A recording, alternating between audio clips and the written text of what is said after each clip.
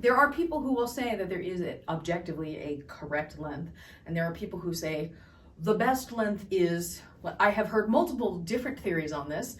One theory is the best, I don't subscribe to this, but people say the best length is from your fingertips to your armpit. I've heard people say the best length is from when you're holding it for the poi to be at your ankles. I personally think the best length is the length that you feel comfortable with, and I think it matters. I think what matters is a couple different things.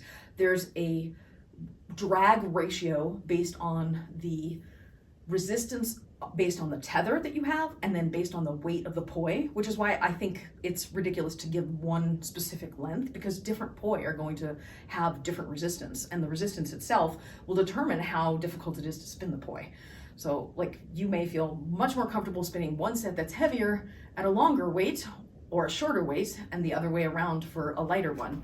I would say if you're feeling for a particular move that it's too long, like for buzzsaws, that's why I do these wrap-ups, because the buzz, like for me, I can't actually, I mean, there is, like this length poi, which is my full length, which is what I use for tossing, I cannot do a buzzsaw without it hitting me. So that is definitely not the ideal length. But other than limitations like that, I mean, I could do, this is me using my full length poi, and I could still do an air wrap with that.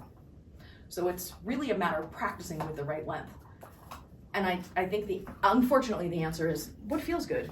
And you have to play with it to know, which makes it very difficult when you're buying fire poi where they make leashes for you that are a set length.